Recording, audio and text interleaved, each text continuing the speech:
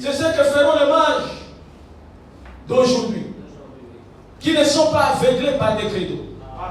Ils suivront la parole parlée, donnée par Dieu, jusqu'à ce qu'ils voient la plénitude de la puissance de Dieu s'épanouir en cette heure. Voyez? Et ils voient, et ils savent que c'est ici, dans les Écritures. Dieu l'a promis pour ces jours-ci. Amen. Peu importe combien d'observatoires ou d'autres choses qu'ils disaient à ces mages, eh bien vous êtes fous. Ils voyagèrent pendant 2 ans. Amen. Vous comprenez? Amen. Et William Branham dit que les mages voyageaient seulement la nuit. Amen. Amen. Et la journée, ils dormaient. Amen. Amen.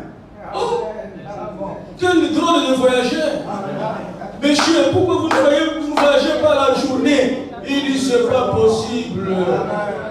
On a changé notre manière de vivre. Amen. Si nous voyageons la journée, on va suivre quoi? Parce qu'il n'y a pas d'étoiles. Amen.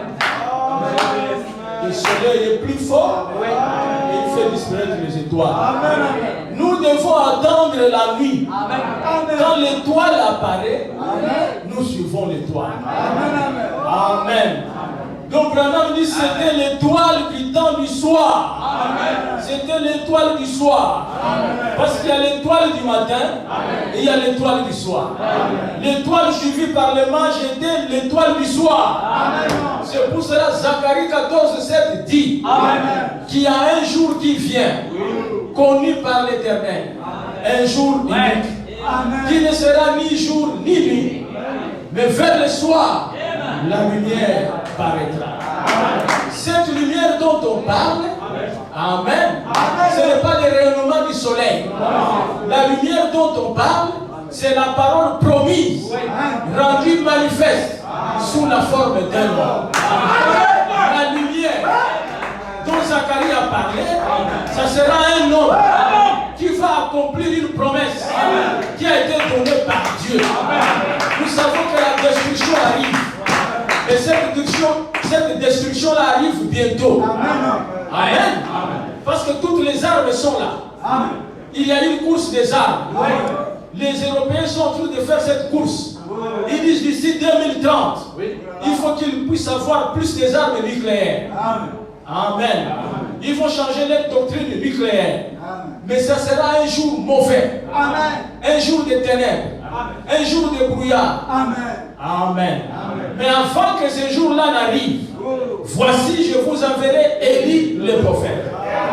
Aussi longtemps que Malachie 4 se trouve dans la Bible, ce n'est pas la lumière. Vous comprenez? C'est ce que Frère Branham nous a enseigné. N'importe qui, même les prêtres, peuvent lire Malachie 4. Les églises de réveil peuvent lire Malachie 4 et dire que Élie va venir. Mais cela n'est pas la lumière. Ça ne peut éclairer personne. Ça ne peut donner la vie à personne. Mais lorsque Malachie 4 devient un homme, se manifeste, ça devient la lumière. Et quand vous croyez en cela, vous avez la vie. Parce qu'il n'y a pas la vie sans la lumière.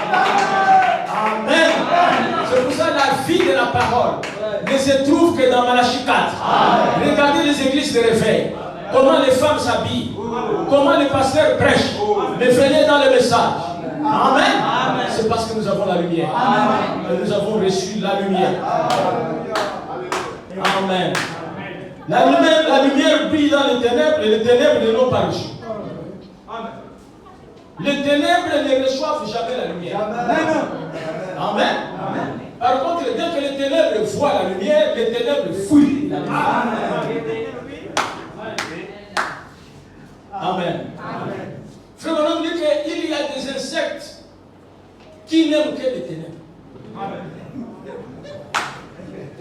Il dit quand il n'y a pas la lumière dans une maison, vous allez entendre le bruit. Par exemple, les cafards. Les cafards, c'est l'ennemi de la lumière. Amen. Dès qu'il est là, il y a plus un peu sur l'intellectuel. Tiens, dès que tu vois, pourquoi? Il est dans les ténèbres. Amen. Et c'est pareil dans le domaine spirituel. Amen. des hommes et des femmes qui n'aimeraient jamais ces messages. Amen. Parce que ces messages, c'est la lumière. Amen. Et ils aiment les ténèbres. Amen. La femme va arriver, elle est habillée, elle arrive en pantalon, avec des boucles d'oreilles dorées, et tout ça, avec des bracelets, avec une chaînette, et tout ça, votre chaînette au pied. Amen. Les lèvres sont peintes et tout ça, beaucoup de points d'interrogation et de virgules sur son visage. Et le prédicateur prend la parole. Amen. Il commence à lire. Je veux aussi que les femmes vêtues d'une manière décente ne s'emparent ni de perles, ni d'habits somptueux, ni de bijoux. Amen. Ça, c'est la parole. Tu vas voir la femme qui était assise là-bas, tout ça, elle sort. Elle fait exactement comme les cafards. Amen. Il dit ça, c'est la lumière. Je ne dois pas rester dans la lumière. Elle va chercher un endroit où il y a les ténèbres. Elle va rentrer là-bas dans l'église. Amen. Un aveugle va arriver là-bas. Il va regarder et dire, Dieu ne regarde que le cœur. Habillez-vous comme vous voulez. Dieu ne regarde que le cœur. Non, monsieur. Toutes semences viennent de la Genèse. Depuis la Genèse. Amen. Dieu a regardé Adam. Il a vu qu'il était mal vêtu. Il devrait dire, il n'y a pas de problème, même si tu as le fait de figuer, moi c'est le cœur qui m'intéresse. Non, monsieur. Dieu regarde aussi ton habillement. Amen. Dieu c'est bien. Mais si tu es joli, tout ça, Dieu voit ça aussi. Tu es joli. Pourquoi a-t-il dit à Moïse que voilà comment tu vas coudre les habits des sacrificateurs? Tu prendras les fins lins. Amen. Il donne lui-même les tissus, tout ça. Dieu est dans l'habillement. Dans des histoires comme ça. Et la lumière, c'est un homme. La lumière, c'est un homme. Amen. Vous voyez? C'est la lumière. Nous avons vu ici Jean a dit et tout ça que pour tous ceux qui vont croire en son nom. Il a un nom. Le nom de la lumière. Amen. Lorsque Moïse a rencontré la lumière, Moïse voulait savoir le nom de la lumière. Toi, la lumière, qui tu es? La lumière a dit que je suis Jésus. Amen. Il dit, ton nom c'est Jésus. C'est Jésus. Va aller dire que c'est Jésus qui m'a appelé. Et Moïse lui a dit que Jésus m'envoie vers vous. Amen. Un jour, Saul de Tarse, un zélé pharisien qui aimait l'Éternel. Je vous dis que cet homme aimait Dieu. Il aimait le Dieu d'Israël. Il aimait l'Éternel. C'est quelqu'un qu'on pouvait reprocher à rien. Il était élève, disciple de Gamaliel, un grand docteur de la loi. Et il maîtrisait la parole. Amen. Mais lorsqu'il a appris qu'il y a un fils d'un certain charpentier, appelé Jésus. Amen. Il est en train d'enseigner qu'il est Jésus. Pour dire quoi? Le Jésus qui est apparu à Moïse, il dit que c'est lui. Il dit oui. Et il a dit que personne ne peut aller au ciel sinon sans passer par lui. Mais ce n'est pas possible. Ce garçon, amen, a égaré les gens. Il dit il est déjà mort, il est parti, mais il a des disciples qui sont en train d'enseigner partout. Et Saul les a poursuivis à Jérusalem et tout ça, ils sont allés en Syrie. Un groupe à Damas. Et il est allé voir Caïphe. Donne-moi les lettres, les autorisations. Je vais poursuivre ces gens jusqu'à là. Je les arrête. Je les amène ici liés. Dans Actes chapitre 9, il est en train de raconter son expérience. Cependant, Saul, respirant encore la menace et le meurtre contre les disciples du Seigneur, vraiment le style de la Bible, c'est particulier. Amen. Tout ça. Même si tu as fait des littéraires et tout ça, tu ne vas pas écrire comme ça. Cependant, Saul respirant. Encore la menace et le maître contre les disciples du Seigneur s'est rendu chez les souverains sacrificateurs et lui demanda des lettres pour les synagogues de Damas, afin s'il trouvait des partisans de la nouvelle doctrine, hommes ou femmes, il les amena liés à Jérusalem. Quelle mission! Comme il était en chemin et qu'il approchait de Damas, tout à coup, une lumière venant du ciel resplendit autour de lui. Amen. C'est une lumière. Amen. Resplendit autour de lui. Il tomba par terre et il entendit une voix qui lui disait: Saul, Saul, pourquoi me persécutes-tu? Il répondit: Qui es-tu, Seigneur? Il pose la question à qui? La lumière. Amen. Donc qui es-tu? La lumière. Oui. Amen. Et le Seigneur dit: Je suis Jésus que tu persécutes. Il te serait dur de régimer contre les Égyptiens. Tremblant et saisi de foi, il dit: Seigneur, que veux-tu que je fasse? Amen. Amen. Lorsque tu rencontres la lumière, tu y as quelque chose à faire. Amen. La lumière ne vient jamais vers toi pour rien. Lorsque tu rencontres la lumière, elle t'amène la commission. Si tu ne comprends pas très bien la commission, demande à la lumière.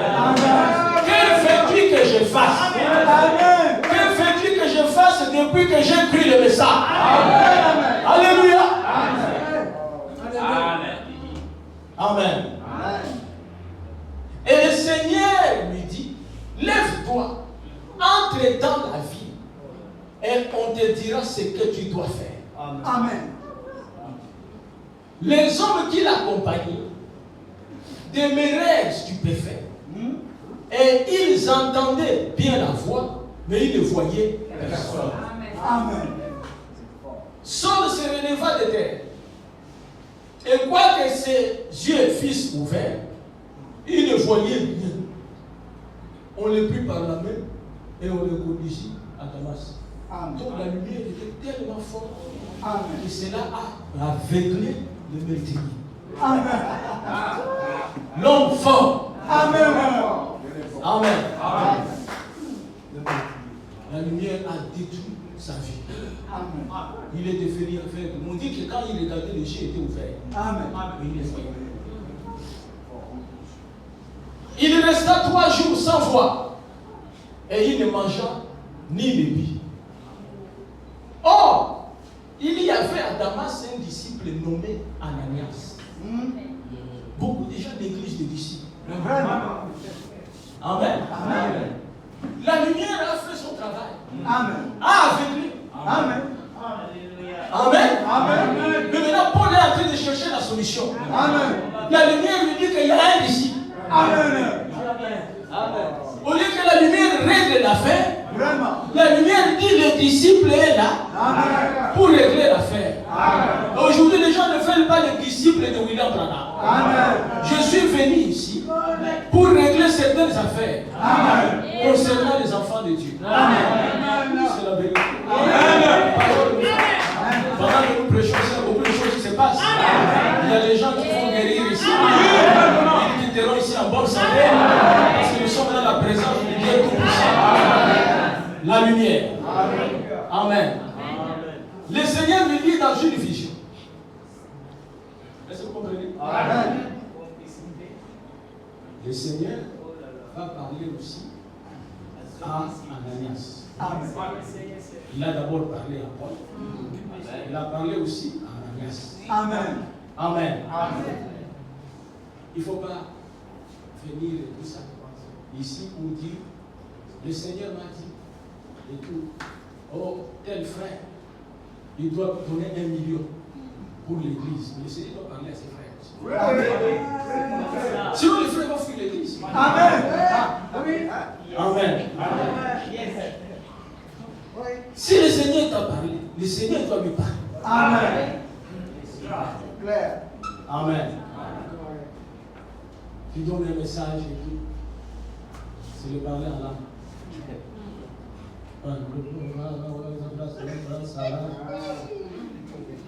Jesus. Notre là, écoutez ça. Brigitte est dénie. Brigitte est dénie. Le pasteur vient écouter à parler. Il y a une seule Brigitte qui est dénie. Il y a un frère dénie. Vous avez entendu vous-même. Brigitte est dénie, c'est quoi? C'est le mariage. C'est faux. C'est pour cela, frère, maintenant on a prêché le choix d'une épouse. Un homme n'épouse pas une femme par division, ni par des prophéties. Il doit faire un choix. C'est ça la volonté de Dieu pour notre temps. Amen.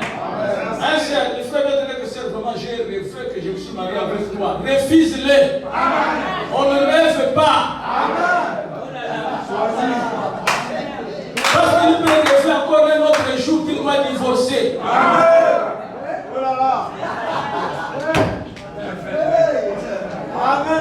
Amen. Ananias, il répondit, mais voici Seigneur. Et le Seigneur lui dit, lève-toi. Va dans la rue qu'on appelle la droite. C'est une expérience réelle. Amen. Et pourquoi on ne peut pas voir des choses comme ça? Amen. Des choses correctes comme ça. Amen. Va à tel endroit. Amen.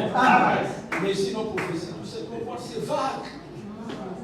Vous commencez à chercher tout ça. Où est-ce que vous allez trouver la paix? Donc, il faut la précision. Dans la rue qu'on appelle la droite, et cherche dans la maison de Judas un homme sort de Tarse. Qui parle à Ananias? Le Seigneur. Le Seigneur sait que tu habites à Bethléem. Amen. Amen. Si tu vas te cacher à l'hôtel à Kango et tout ça avec un homme, avec une femme, le Seigneur connaît l'hôtel de Kango. Il connaît l'endroit là. Il connaissait la vie. Et il connaissait là où était aussi Saul. À qui appartenait la maison. Car il prie.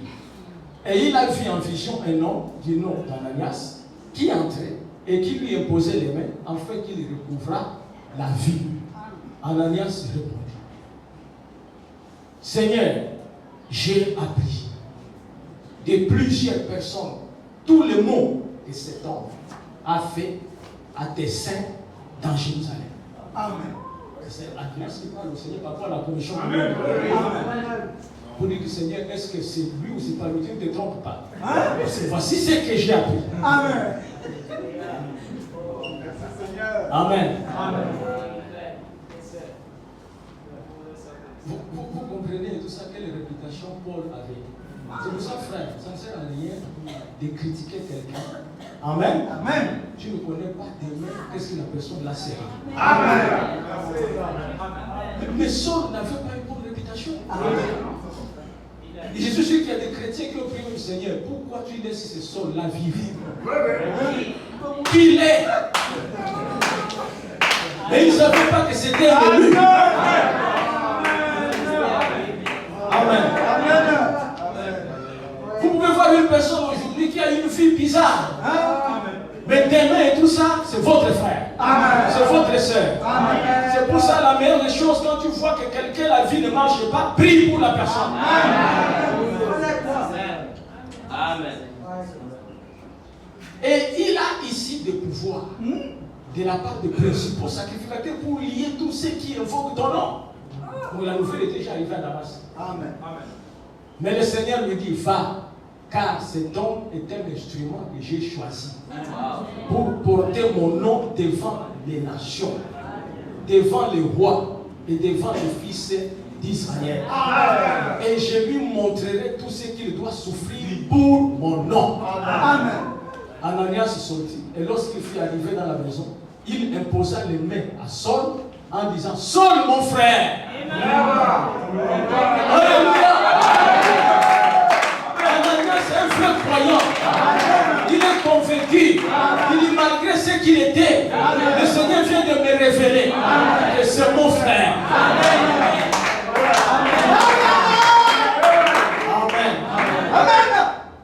Le Seigneur Jésus, qui t'est apparu sur les chemins par lesquels tu venais, m'a envoyé pour que tu recouvres la vue et que tu sois rempli du Saint-Esprit.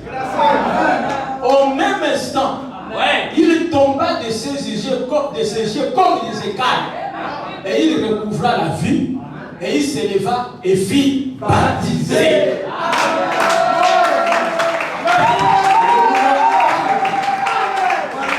Amen. Qu'est-ce qui a donné à Paul la vie? C'est la lumière. Amen. Ouais. Cette même lumière que Paul a rencontrée sur les chemins de Damas est la même lumière que Moïse a rencontrée dans le buisson. Frère, on dit que c'est la même lumière qui a conduit les enfants d'Israël dans le désert. Il dit: c'est la même lumière qui se trouve aujourd'hui parmi nous, qui a été même photographiée. C'est la même lumière. Mes frères, il n'y a aucun doute que lorsque vous croyez ces messages, vous avez la vie éternelle. Vous allez avoir de faiblesses dans la chair, mais cela ne change rien. Parce que vous avez été choisi dès avant la fondation du monde, et la vie éternelle, ce n'est pas sur le corps, mais c'est dans l'âme. Amen. La lumière, c'est la vie. La lumière, c'est la parole parlée, promise de Dieu pour chaque âge. Frère Branham dit: Luther était la lumière de son âge. John Wesley était la lumière de son âge. Et il dit: le Saint-Esprit est la lumière de cet âge. Pourquoi Luther c'est la lumière, John Wesley c'est la lumière, et ici chez nous c'est le Saint-Esprit? Le Saint-Esprit là doit être aussi un homme. Et je dis William Marion Branham est la lumière de cet âge. Je dis bien la lumière de cet âge. Amen. Recevez le message. Vous êtes dans la lumière. Amen. Et la lumière a certaines caractéristiques. On ne peut pas tuer la lumière. Amen.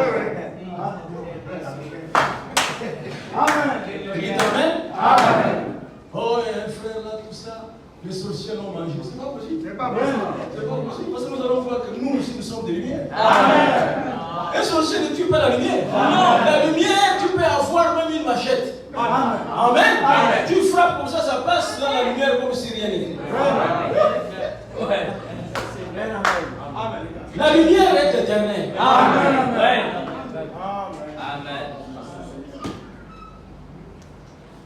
William Marion Branham dit.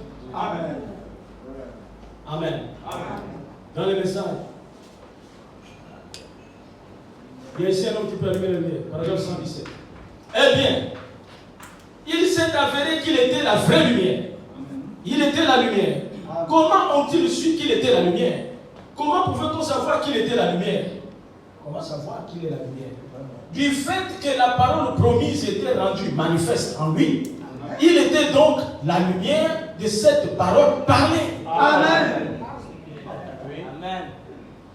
Ceux qui habitent dans la région des Zabulon et Nephtali, dans la Galilée des gentils, une grande lumière s'est levée. Amen. La lumière est venue pour les éclairer, afin qu'ils ne puissent plus marcher dans les ténèbres. Nous ne pouvons pas marcher dans les ténèbres aujourd'hui. Ce n'est pas possible. Le monde là-bas, c'est les ténèbres. Amen. Amen. Les réseaux sociaux, c'est les ténèbres. Amen. Les réseaux sociaux, mon frère. Amen. Les réseaux sociaux, c'est la poubelle de Satan. Amen. Le Facebook,